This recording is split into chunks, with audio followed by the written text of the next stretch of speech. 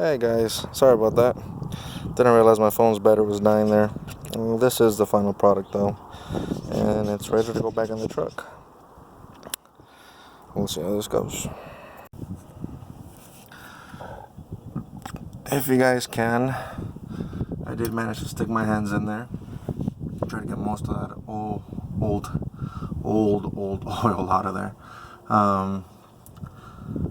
If you can, try to give it a little clean off the outside. Make sure that it gets a good bond in there,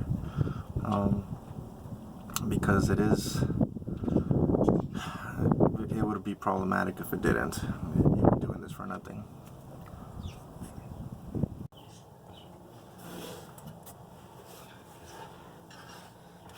Alright, time to put this back on there. Now that the Loctite sit long enough, this should be ready.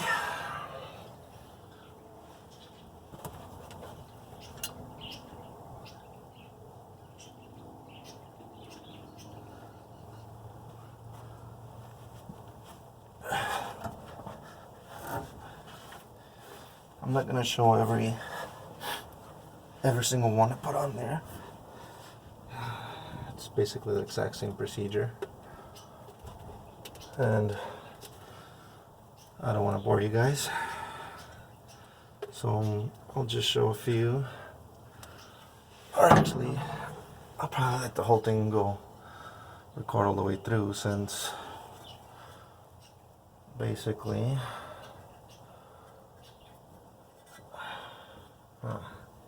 it moved on me.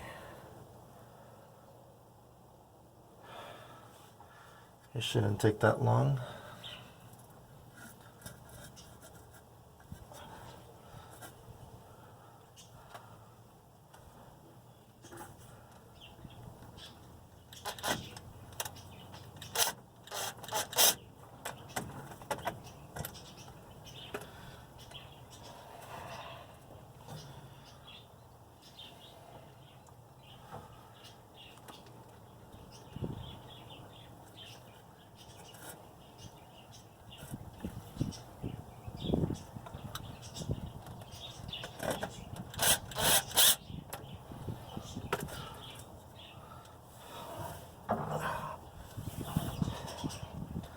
The only reason why this is taking a little bit longer is just because I totally forgot to clean the bolts off, so I have to clean them before I try to maneuver them in there. Have to put your old brake line back on there. Make sure it's nice and tight.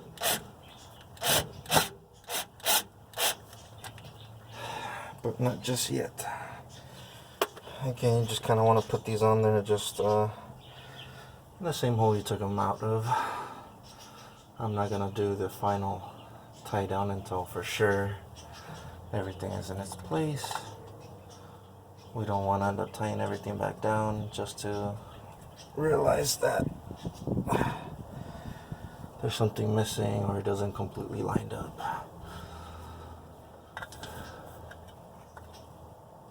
So far, so good.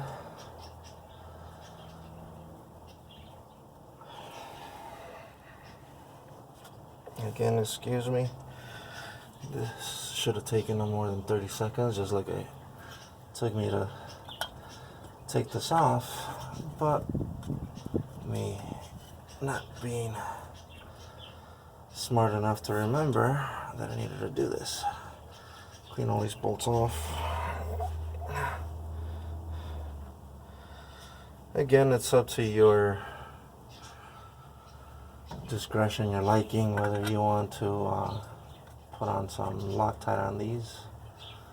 I wouldn't do it, especially because you run the risk of, keep them in there forever. You end up breaking them. You have to basically drill them out. Then you have to get on a whole new set of bolts, and that's if you don't cause any damage to the diff. So probably not a good idea.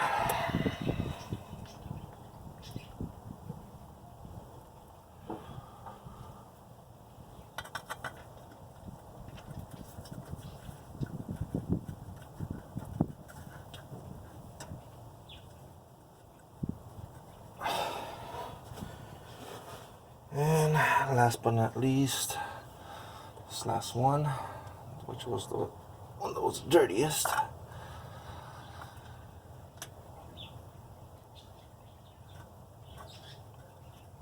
Come on, buddy. There we go. We can take this out of the way. Or not. Again, you want to kind of do this at a cross pattern.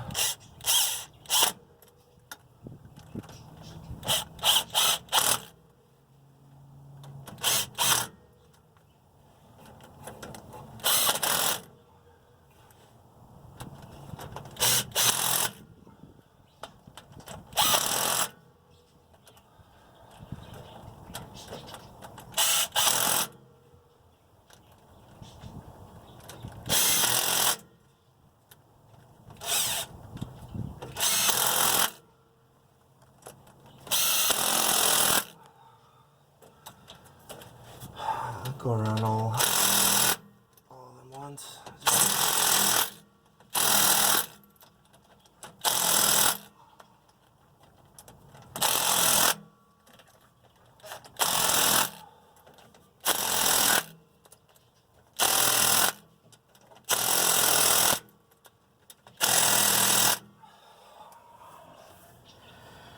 If you want to go ahead and tighten them down with the ratchet, that's fine too.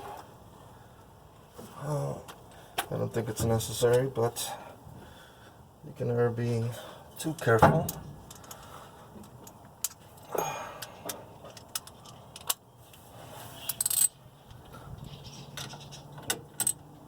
Just to verify. Again, these don't need a lot of pressure, just enough to make sure that you get a good seal. Don't overdo it.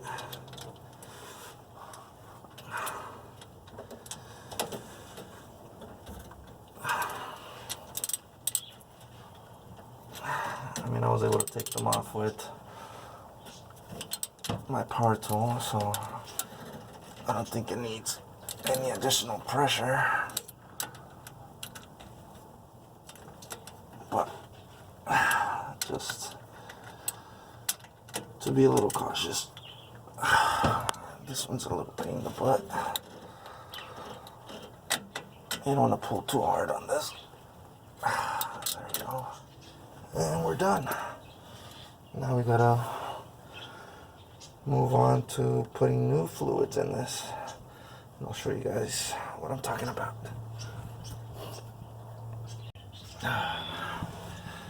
Alright, last little bit. Promise you guys we're almost there. I use Mobile 1 basically for everything, from the engine, just basically all the fluid. My particular vehicle with the 373, it requires 7590 synthetic oil, and not that they endorse me, not that they give me money, none of that stuff. I'm a true believer that if you can afford it, why not pay the extra money for it? Because at the end of the day, it's your vehicle.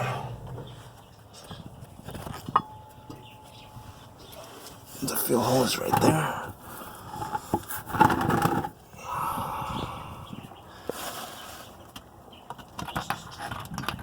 I'll be back with you guys after it's filled. I don't know if you guys wanted to see mostly everything that I've done. I just figured I didn't bore you guys and just show you the main things, but it's basically filled over to the top. I can touch it and get a little bit. Now just time to put this back on. It is an old truck. I went ahead and put a little extra just because, again, it's older and because I had a little bit of shavings. And just take your old socket. Actually, just a wrench. You don't need nothing else. It fits perfectly on there, and just tighten it up all the way. Thanks for watching.